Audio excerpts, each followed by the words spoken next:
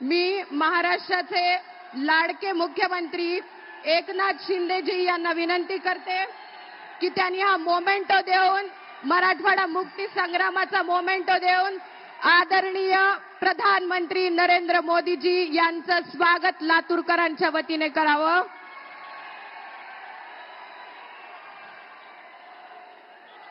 मोदी. मी महायुतीचे उमेदवार माननीय खासदार सुधाकर शृंगारेजी व मंत्री संजय बनसोडेजी यांना विनंती करते की आपण लातूरचे ग्रामदैवत सिद्धेश्वर महाराज यांची प्रतिमा देऊन आदरणीय मोदीजींना सन्मानित करावं. ज्यांनी या भूमीत 1000 शिवलिंग स्थापित केले असे शैवपंथीय सिद्धेश्वर महाराज हे लातूरचं आराध्य दैवत आहेत. बोला सिद्धेश्वर महाराज की.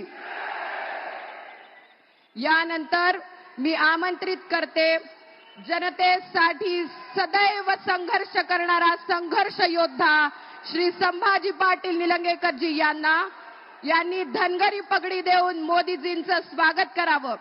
ही पगडी, हा पिवळा फेटा महाराष्ट्राच्या संस्कृतीचा मूलभूत अंग आहे, प्रतीक आहे. किरण पाटीलजी यांना विनंती करते, घोंगडी व काठी देऊन त्यांनी मोदीजींचा सन्मान करावा. प्रत्यक्ष खंडोबा ज्यावर विराजमान होतात ती ही घोंगडी पवित्रता दर्शवते, तर ही काठी महाराष्ट्राचे आराध्य दैवत विठोबा, भैरोबा, खंडोबा यांनी धारण केलेली आहे. सकल समाजाचे हे प्रतीक देऊन आपण आदरणीय मोदीजींचं स्वागत करतोय. यासोबतच आपण मोदीजींना शिवराज्याभिषेकाची प्रतिमा भेट स्वरूप देत आहोत. ये वर्ष हम पूरे देश में 350वीं शिवराज्याभिषेक दिवस की सालगिरह मना रहे हैं. 800 साल की गुलामगिरी को परक्रिय आक्रांताओं को छाती पर जिन्होंने हिंदवी स्वराज का भगवा लहराया और स्वराज की स्थापना की, विश्व के लिए प्रेरणादायी छत्रपति शिवाजी महाराज के शिवराज्याभिषेक प्रतीक यह प्रतिमा हम सबके लिए वंदनीय है. छत्रपति शिवाजी महाराज की. यानंतर मी महाराष्ट्राचे मुख्यमंत्री माननीय नामदार एकनाथ शिंदेजी यांना विनंती करते की त्यांनी या भव्य सभेस संबोधित करावं.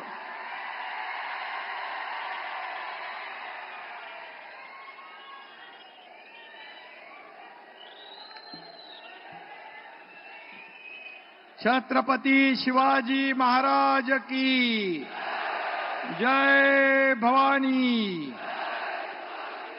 लातूरच्या या भूमीमध्ये जगातील सर्वात लोकप्रिय असे देशाचे यशस्वी प्रधानमंत्री नरेंद्र मोदीजी यांचं मनापासून स्वागत करतो. त्यांना मनापासून धन्यवाद देतो.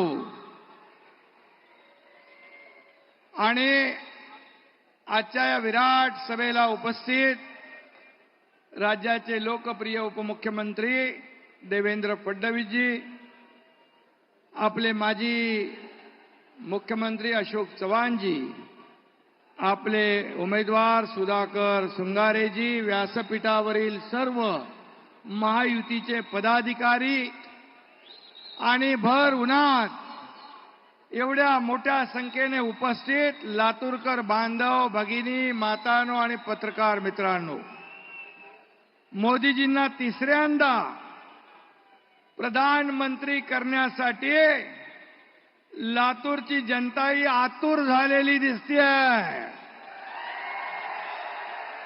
त्यामुळेच आग ओकणाऱ्या सूर्याची पर्वा न करता इथं मोठा जनसागर लोटला आहे. आणि काँग्रेसचा पारंपरिक गड 10 वर्षापूर्वीच लातूरकरांनी उद्ध्वस्त करून टाकलाय. आणि महायुतीचा नवा प्रगतीचा नवा पॅटर्न मतदारांनी या ठिकाणी सेट केला आहे. लातूरचा हा जिल्हा आता महायुतीचा बालेकिल्ला झालेला आहे. आणि म्हणून त्यामुळे सुधाकर राव मोदीजींच्या आणि आपल्या आशीर्वादाने तर यावेळेस नक्की विजयी होणारच आहेत. प्रचंड मताधिक्याने विजयी होतील. आणि सुधाकर रावांना मत म्हणजे आपल्या मोदीजींना मत, आणि सुधाकर रावाला मत म्हणजे आपल्या देशाच्या प्रगतीला मत. हे आपलं समीकरण ठरलेलं आहे. काँग्रेसने या देशात भ्रष्टाचाराचा पॅटर्न सेट केलाय, पण गेली 10 वर्षात एकच पॅटर्न चालतोय. कोणता? मोदी पॅटर्न. बाकी पॅटर्न सगळे गेले भंगारात. देशसेवेचा, राष्ट्रभक्तीचा, सर्वसामान्य माणसाच्या, जनतेचा, प्रगतीचा असा हा मोदी पॅटर्न है. मेरे शरीर का हर कण, मेरे समय का हर क्षण देश को समर्पित है, असं मोदीजी आपल्याला नेहमी सांगतात. आणि ते खरं आहे. 10 वर्षात आपण त्याचा अनुभव घेतलेला आहे. 10 वर्षात एकही सुट्टी घेतली आहे का मोदीजींनी? मग 10 वर्षात एकही सुट्टी न घेणारा प्रधानमंत्री आपल्याला लाभलाय ना. आणि म्हणून 20-20 तास काम करणारं हे नेतृत्व किती एनर्जी आहे, किती ऊर्जा आहे, काय कुठून येते? हे ईश्वराची कृपा आहे. आणि त्यांना पाहिल्यानंतर आपण पण चार्ज होऊन जातो सगळे. आपल्याला ऊर्जा आणि प्रेरणा येते. बरोबर आहे ना? आणि म्हणून आपल्याकडे विजन आहे, त्यांच्याकडे मतांचं राजकारण आहे. आपल्याकडे देशाच्या विकासाचा रोडमॅप आहे, त्यांच्याकडे रोडवर फिरवून देखील लॉन्च न होणारा युवराज आहे. किती फिरला? चांद्रयान लॉन्च झालं, परंतु राहुल गांधी काही लॉन्च होऊ शकले नाही. आणि म्हणून आपल्याकडे समृद्धीची धोरणं आहेत, त्यांच्याकडे न उगवणारं बेरणं आहे. आणि म्हणून 2014ची निवडणूक आठवा.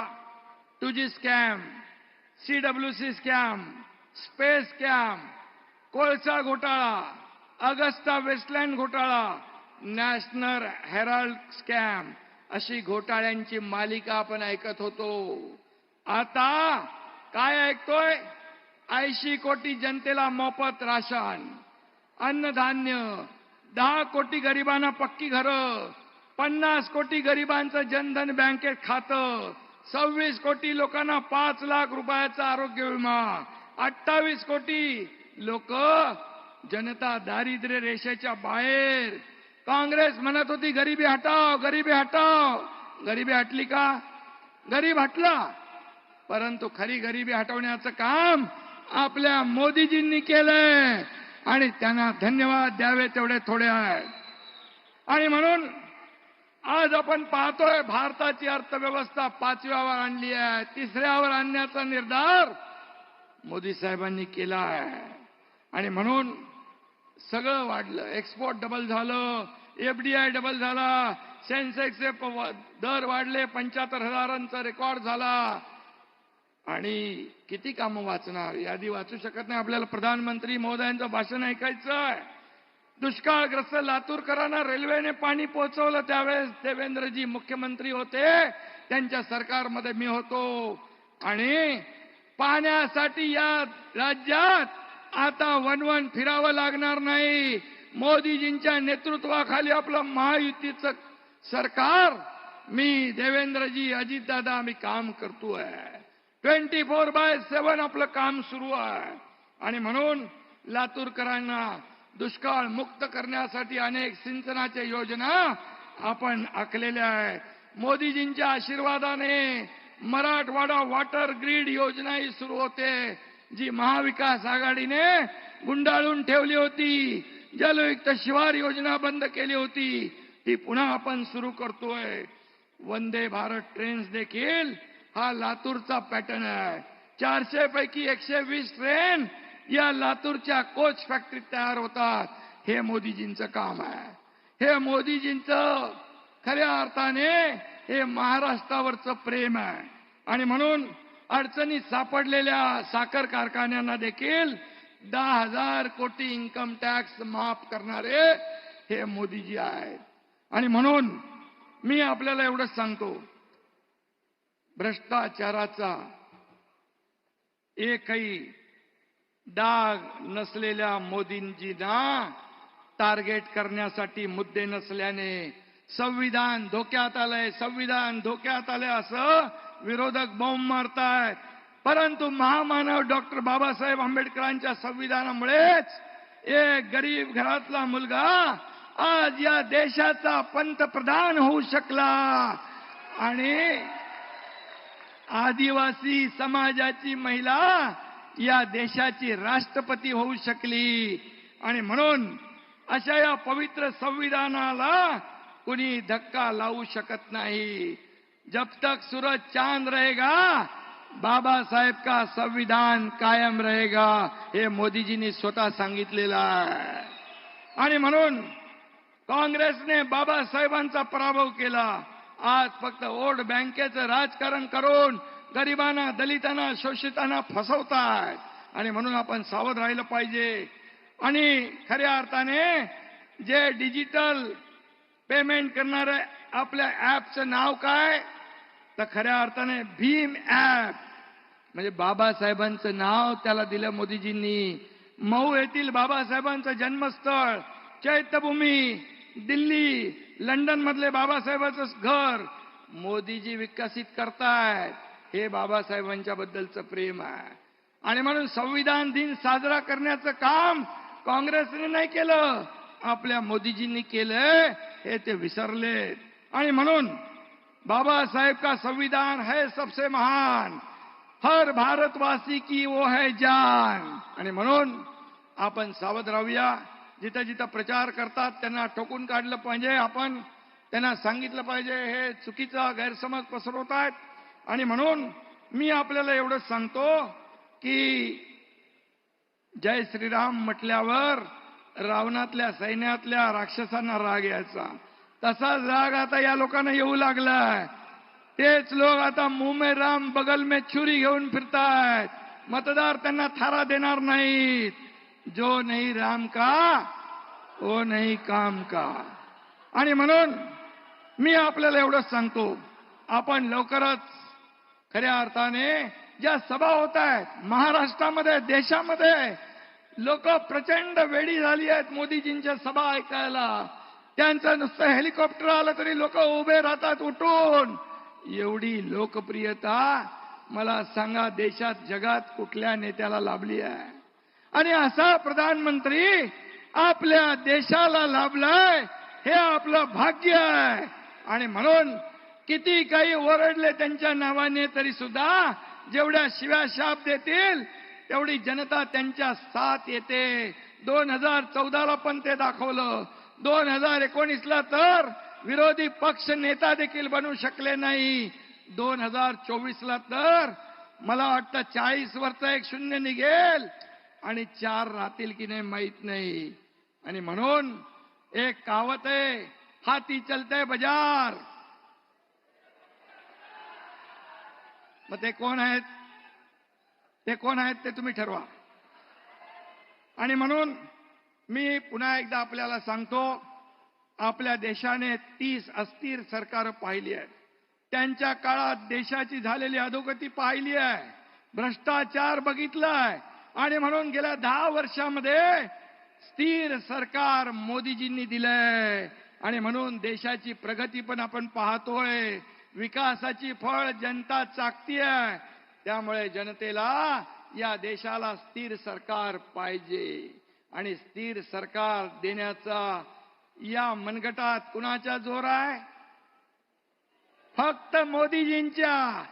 कारण त्यांचा उद्देश जनतेची सेवा करणं आहे, देशाची सेवा करणं आहे. त्यांच्या नसा देश सेवा आणि राष्ट्रभक्ती या ठिकाणी भिनलेली आहे. आणि म्हणून मी पुन्हा एकदा सांगतो, अब की बार 400 पार आणि फिर एक बार सुधाकर शृंगारपुरे यांच्या निशाणी कमळच्या समोर येत्या 7 तारखेला बटन दाबून सुधाकर शृंगारपुरे यांना विजयी करा एवढी विनंती करतो. धन्यवाद. जय हिंद, जय महाराष्ट्र, जय श्रीराम. धन्यवाद मुख्यमंत्री महोदय. जो भूमि छत्रपति शिवाजी महाराज और जगत ज्योति महात्मा बसवेश्वर जी के पदस्पर्शों से पावन हुई है, इस देश में सबसे पहले समता का विचार देने वाले जगत ज्योति महात्मा बसवेश्वर जी के पंचवचनों पे मुझ जैसे लाखों मार्गक्रमण कर रहे हैं. आज इस पवित्र मंच से बसवण्णा के शरणी के नाते मुझे संचालन करने का सौभाग्य प्राप्त हुआ है और सौभाग्य है लातूर का कि आज माननीय प्रधानमंत्री नरेंद्र मोदी जी पधारे हैं.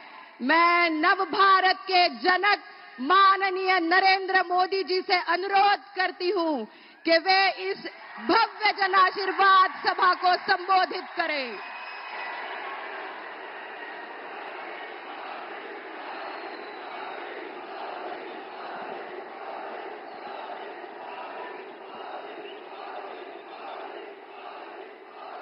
भारत माता की,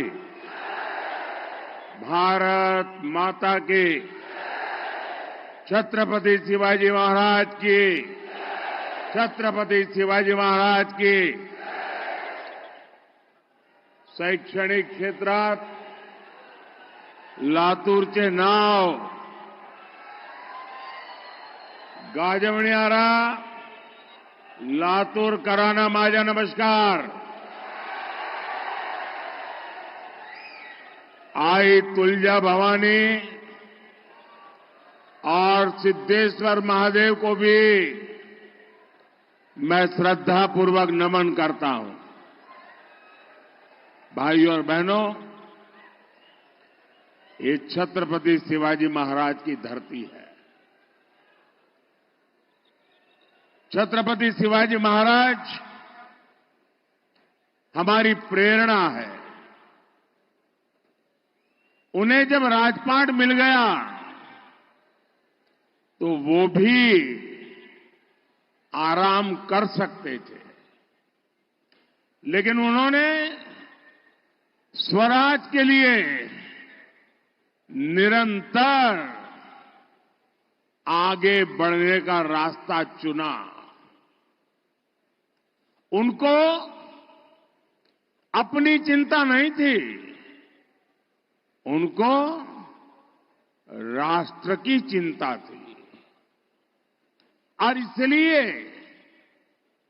ये चुनाव जो है वो भी सिर्फ इस बात के लिए नहीं है कि हमारे सुधाकर जी को सांसद बनाना है. ये बड़े ध्येय का चुनाव है, ये बड़े लक्ष्यों का चुनाव है. और इसलिए सुधाकर जी जैसे साथियों का संसद में पहुंचना और मुझे मजबूत करना, और इसलिए मैं आपके पास आशीर्वाद मांगने आया हूं. अब आप मुझे बताइए, जो लोग प्रधानमंत्री भी किस्तों में बनाना चाहते हैं, वो बड़े लक्ष्य हासिल कर सकते हैं क्या? कुछ अचीव कर सकते हैं क्या? आपको पता है ना, उन्होंने तय किया है हर वर्ष एक प्रधानमंत्री, दूसरे वर्ष दूसरा, तीसरे वर्ष तीसरा. बताइए साथियों, मैं जब एक भारत श्रेष्ठ भारत की बात करता हूं तो कांग्रेस के शाहजादे को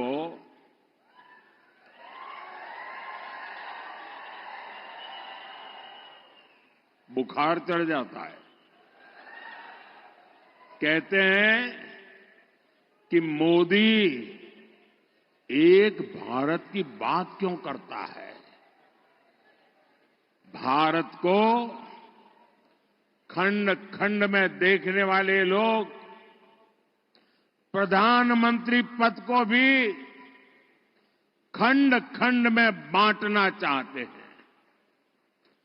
5 साल में 5 पीएम का इनका प्लान, यानी बारी बारी देश को लूटने की योजना। मैं जरा लातूर के भाई बहनों से पूछना चाहता हूं, क्या ऐसे लोगों को रत्ती भर भी मौका दे सकते हैं क्या? दुनिया के इस चुनौतीपूर्ण समय में क्या हम देश को अस्थिरता में झोंक सकते हैं क्या? भाई और बहनों, कांग्रेस ने आपको लूटने का भी एक बहुत खतरनाक प्लान बनाया है। कांग्रेस कहती है कि वो पहले देशवासियों की कमाई का एक्सरे करेगी, फिर आपकी संपत्ति पर कब्जा करेगी और फिर उसे अपने वोट बैंक को बांट देगी। आप मुझे बताइए, आप अपनी संपत्ति कांग्रेस को देना चाहेंगे क्या? उनकी सरकार कब्जा करना चाहे, कब्जा करने देंगे क्या? ये आपकी गाढ़ी कमाई, मेहनत की कमाई, उसको लूटने देंगे क्या? साथियों, कांग्रेस की नजर सिर्फ आपकी वर्तमान कमाई पर ही नहीं है, लेकिन आप जो संपत्ति अपने बच्चों के लिए जोड़ रहे हैं, उस पर भी कांग्रेस गीध नजर लगा करके बैठी हुई है। आपने सुना होगा उनके महाशय क्या कह रहे हैं। अब हमारे देश में तो हम लोग खुद मेहनत करते हैं, भोग नहीं करते हैं, जरूरत से ही जिंदगी पूरी करते हैं और पाई पाई बचाते रहते हैं। हमारे स्वभाव में है और हर मां बाप की इच्छा रहती है कि कुछ न कुछ बचाएं ताकि मरने के बाद कुछ अपने संतानों को दे करके जाएं। ये हर मां बाप की इच्छा होती है कि नहीं होती है? गरीब से गरीब मां बाप होगा तो भी बच्चों को कुछ दे करके जाना चाहता है कि नहीं जाना चाहता है? अब ये कहते हैं कि आपने जो कमाया है, जो जमा किया है, वो पूरा का पूरा आप अपने संतानों को नहीं दे सकते हैं। अगर आपने 10 एकड़ भूमि है और बच्चों को मरने के बाद देना चाहते हो तो 5 एकड़ दे पाओगे। 5 एकड़ ये कांग्रेस का मकसद है, वो ले लेंगे। आपके पास 2 घर हैं तो 1 घर आप बेटे को नहीं दे पाएंगे, 1 ही दे पाएंगे। और इसलिए वो इनहेरिटेंस टैक्स लगाने की बात करते हैं। जो मरने के बाद आपकी संपत्ति बच्चों को मिलने वाली है, उसमें से आधे से ज्यादा 55% वो मार लेंगे। क्या ऐसे कातिल पंजे जो आपकी मेहनत की कमाई को लूटना चाहते हैं, ऐसे पंजे को कहीं पर भी जगह मिलनी चाहिए क्या? आज पूरा देश जानता है ये कांग्रेस पार्टी के शाही परिवार ने अपने बच्चों के लिए कौन सी विरासत छोड़ी? ढेर सारा पैसा, देश के प्राइम लोकेशंस की जमीनें, पावर और प्रिविलेज, और कांग्रेस पार्टी के शाही परिवार ने 6 दशक में देश को कौन सी विरासत दी? देश को विरासत में वो गरीबी के सिवा कुछ नहीं दे पाए हैं। अरे शौचालय जैसी मूलभूत सुविधाओं का अभाव। साथियों, आज आप किसी भी दिन अगर टीवी देखिए, अखबार उठाइए, ऐसी अनेक खबरें होती हैं जो बताती हैं कि हमारा देश, भारत कैसे तेजी के साथ आगे बढ़ रहा है। और अभी शिंदे जी कुछ वर्णन कर रहे थे। कोई न कोई सेक्टर, चाहे मार्केट हो, मैन्युफैक्चरिंग हो, स्पेस हो, डिफेंस हो, कोई न कोई अच्छी खबर, विकास की खबर, हमारे भविष्य को मजबूती देने वाली खबर, कोई न कोई नया रिकॉर्ड बनता हुआ हर दिन कहीं पढ़ने को मिलता है, कहीं सुनने को मिलता है, कहीं जानने को मिलता है। लेकिन 2014 के पहले का समय याद कीजिए, वो कालखंड याद कीजिए, और ये जो फर्स्ट टाइम वोटर है ना, जो पहली बार मतदान करने वाले हैं, उन मेरे नौजवानों को मैं खास कहना चाहता हूं।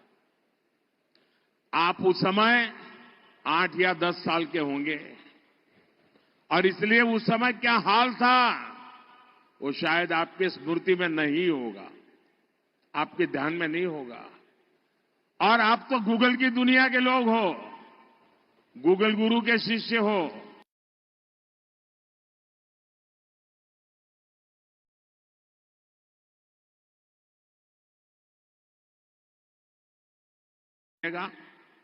तब आपको पढ़ने को मिलेगा, रेलवे स्टेशन पर, बस स्टेशन पर अनाउंसमेंट होता था।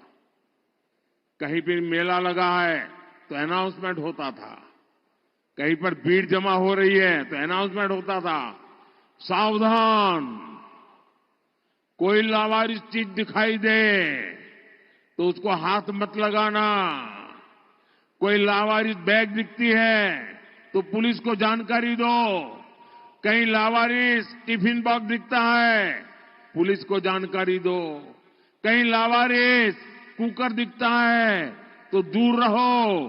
क्यों? उसमें कहीं बम होंगे, हाथ लगाओगे तो बम फूटेगा। पूरे देश में 24 घंटे हर महत्वपूर्ण जगह पर ये लावारिस चीजों की सूचना दी जाती थी। मैं सही कह रहा हूं, नहीं कह रहा हूं? जो पुराने लोग हैं बताइए, मैं सही कह रहा हूं, नहीं कह रहा हूं? ये मोदी के आने के बाद कहां गई ये लावारिस चीजें भाई?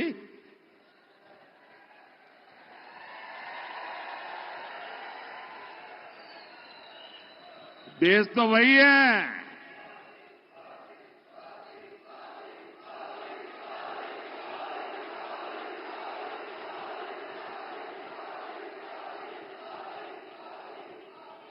उस समय, और मैं फर्स्ट टाइम वोटर को खास कहता हूं, जरा देखिए, उस समय अखबारों की हेडलाइन हुआ करती थी, दिल्ली में बम ब्लास्ट, मुंबई में बम ब्लास्ट, भारतीय पुलिस आधुनिक आतंक से निपटने के लिए तैयार नहीं। आज भारत अपनी सीमाओं पर आंख उठाने वालों को मुंह तोड़ जवाब देने के लिए जाना जाता है। कांग्रेस के उस दौर में हेडलाइन होती थी, भारत ने मुंबई आतंकी हमले पर पाकिस्तान को एक और डोजियर सौंपा। ये बहुत बड़ी खबर होती थी।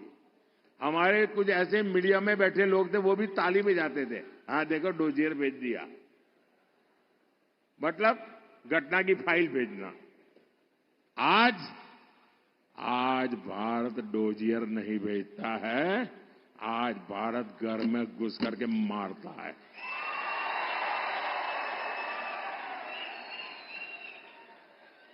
अब नए भारत की हेडलाइन होती है मिशन एलओसी। भारत ने पाकिस्तान को सर्जिकल स्ट्राइक करके सजा दी। छपती है कि नहीं छपती है?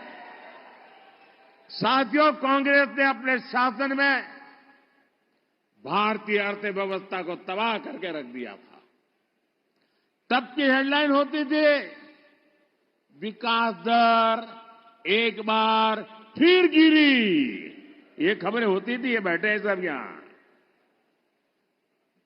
25 साल में सबसे खराब जीडीपी आंकड़ा। आज हेडलाइन होती है क्या? वो इस जमाने में होता था। आज हेडलाइन क्या होती है? भारत 2024 में दुनिया में सबसे तेजी से बढ़ती प्रमुख अर्थव्यवस्था बना रहेगा।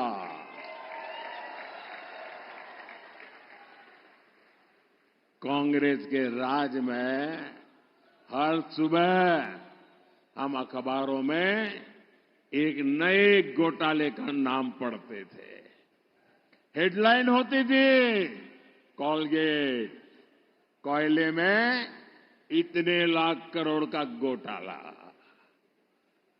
अब आज हेडलाइन क्या होती है? आज भ्रष्टाचारियों के लिए हेडलाइन होती है, आप जानते हैं। आज हेडलाइन होती है आज यहां से इतने करोड़ पकड़े गए, आज इतने करोड़ वहां से पकड़े गए, आज नोटों की गद्दियां गाड़ी के नीचे से पकड़ी गई, आज इतने रुपयों का ढेर गैराज में से पकड़ा गया। ये खबरें आती है कि नहीं आती है? और आपने मुझे ये काम के लिए बिठाया कि नहीं बिठाया है? ये काम मुझे करना चाहिए कि नहीं करना चाहिए? और आज ये माल लूटने वाले जेलों के सलाखे में सड़ रहे हैं जी। और मैं देशवासियों को आश्वासन देता हूं, गारंटी देता हूं, जिन्होंने देश को लूटा है, जिन्होंने देश को लूटा है, उन्हें लौटाना ही पड़ेगा।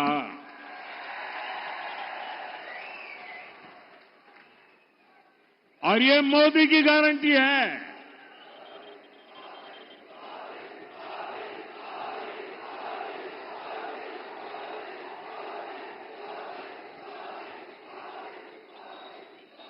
साथियों, हमारे देश के लोग हमेशा से ही परिश्रमी रहे हैं। हमारे देश का युवा हमेशा टैलेंटेड रहा है, लेकिन कांग्रेस ने 60 साल तक भारत के युवाओं के सपनों को, भारत के नागरिकों के सपनों को कुचलने का पाप किया है।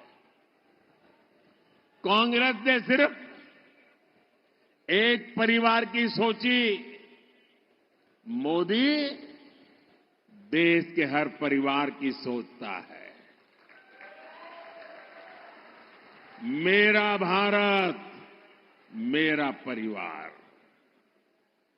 मैं चाहता हूं कि देश के नागरिकों के जीवन से सरकार का दखल पूरी तरह समाप्त हो जाए। और इसलिए हम पुराने जो बेकार हो चुके कानून हैं, उनको समाप्त कर रहे हैं, पुराने नियमों को आसान बना रहे हैं। पिछले साल ही हमने 40,000 से ज्यादा कंप्लायंसेस को खत्म किया। आज जब देश के नागरिकों से ये बोझ हटा है, उनके सामने से रुकावटें हटी हैं, तो वो भी हर सेक्टर में बेहतरीन प्रयास कर रहे हैं। मैं आपको स्पोर्ट्स का उदाहरण देता हूं, खेलकूद का उदाहरण देता हूं, और हमारा महाराष्ट्र को देश को नाम देता है स्पोर्ट्स की दुनिया में। हमारे नौजवान, हमारी बेटियां अद्भुत करती है जी। आज ओलंपिक में, पैरालंपिक में, एशियन गेम्स में, कॉमनवेल्थ गेम्स में, यूनिवर्सिटी गेम्स में भारत की खिलाड़ी दशकों पुराने रिकॉर्ड तोड़ रहे हैं जी। भारत के नागरिकों में आया है आत्मविश्वास हमें विकसित भारत के लक्ष्य तक पहुंचाएगा। और मैं, मेरे नौजवानों, मेरा ड्रीम है 2029 में युवा ओलंपिक हिंदुस्तान में हो। मेरा ड्रीम है 2036 में भारत में ओलंपिक का खेल हो। मोदी छोटा सोच ही नहीं सकता है जी।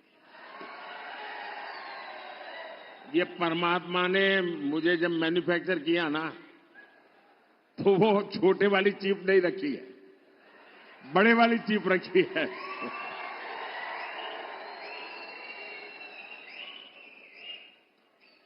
साथियों, लातूर की ये धरती हमें सिखाती है कि बड़ी से बड़ी आपदा से कैसे निकला जाता है। हमारे देश में भी करोड़ों करोड़ लोग ऐसे हैं जिन्होंने पीढ़ी दर पीढ़ी बहुत आपदा झेली है, संकट झेली है। ऐसे साथियों के लिए ही संविधान में आरक्षण की व्यवस्था की गई थी। एक ऐसी व्यवस्था है जिसे कोई नहीं छीन सकता। और मेरा तो दावा है, खुद बाबा साहब आंबेडकर आकर के भी अब इसको नहीं छीन सकते हैं। लेकिन कांग्रेस अब एससी, एसटी, ओबीसी के आरक्षण को कम करके अपने वोट बैंक को देना चाहती है। इस बार कांग्रेस का मैनिफेस्टो, उस मैनिफेस्टो पर मुस्लिम लीग की छाप है। इसलिए महाराष्ट्र के लोगों को, लातूर के लोगों को ये कांग्रेस से बहुत सावधान होने की जरूरत है। साथियों, कांग्रेस ने कभी एससी, एसटी, ओबीसी नेतृत्व को आगे नहीं बढ़ने दिया। कांग्रेस के मोदी से चिढ़ने की एक वजह ये भी है कि मोदी दलित, पीड़ित, शोषित, वंचित की बात करता है। आप पिछले 10 सालों में देखिए, 10 सालों में एससी, एसटी, ओबीसी के सबसे ज्यादा MP, MLA Bharatiya Janata party और एनडीए के साथ है। केंद्रीय मंत्रिमंडल में 60% से ज्यादा मंत्री एससी, एसटी, ओबीसी समाज से है। आज देश का एससी, एसटी, ओबीसी समाज मोदी पर, बीजेपी पर इसलिए भरोसा करता है क्योंकि 10 साल में ऐसे करोड़ों परिवारों का जीवन बदला है। किसी को मुफ्त राशन मिला, किसी को मुफ्त इलाज मिला। ऐसे करोड़ों साथी हैं जिनको अनेक पीढ़ियों के बाद उनका पहला पक्का घर दिया। एससी, एसटी, ओबीसी परिवारों के ऐसे लाखों नौजवान हैं जिनके पास बैंक को गारंटी देने के लिए कुछ नहीं था। उनकी गारंटी मोदी ने ली। मोदी ने ऐसे करोड़ों युवाओं को मुद्रा लोन दिया, और आज वो अपना कारोबार कर रहे हैं। ऐसा हर युवा आज कह रहा है, फिर एक बार, फिर एक बार, फिर एक बार। साथियों, 2014 और 2019 में आपने हमें भरपूर आशीर्वाद दिए, आपने जनादेश दिया था। हमने उसका उपयोग किसी से कुछ छीनने के लिए नहीं, बल्कि देने के लिए ही किया है। हमने SC ST का आरक्षण, जो पॉलिटिकल फील्ड का रिजर्वेशन है, हमने 10 साल आकर के बढ़ा दिया। हमने OBC कमीशन को संवैधानिक दर्जा दिया। हमने मेडिकल की परीक्षा में OBC को आरक्षण दिया। हमने आपके जनादेश का सदुपयोग करते हुए देश की नारी शक्ति की दशकों पुरानी मांग को भी पूरा किया। NDA ने लोकसभा और विधानसभा में महिलाओं को आरक्षण दिया। इतना ही नहीं, NDA ने किसी का हक छीने बिना सामान्य समाज के जो गरीब परिवार के संतान हैं, उनके लिए 10% आरक्षण दिया। यानी NDA सरकार सामाजिक न्याय को ताकत देने वाली सरकार है। कांग्रेस और इंडिया आघाड़ी वाले जो झूठी बातें फैलाते हैं, उनके मन में खोट है। इस झूठ की आड़ में वो बड़ा खेल करने की फिराक में है। भाई और बहनों, देश पर लंबे समय तक राज करने वाली कांग्रेस और समस्याओं के बीच एक अजीब रिश्ता है। कांग्रेस और समस्या ये जुड़वा भाई हैं। कांग्रेस कभी भी किसी समस्या को खत्म करने का प्रयास नहीं करती, क्योंकि लोगों की परेशानी से ही वो वोटों की फसल काटती है। यहां लातूर में लंबे समय तक पानी की समस्या रही, लेकिन क्या कभी कांग्रेस ने इस समस्या का स्थायी समाधान का प्रयास किया? हर घर पानी, हर खेत पानी पहुंचाने के लिए हम मिशन मोड पे काम कर रहे हैं। यहां पहले देवेंद्र जी के नेतृत्व वाली सरकार हो या फिर अब एकनाथ जी शिंदे की सरकार हो, पानी पर हम विशेष बल दे रहे हैं। लेकिन कांग्रेस ने हमेशा पानी की योजनाओं को लटकाया है, भटकाया है।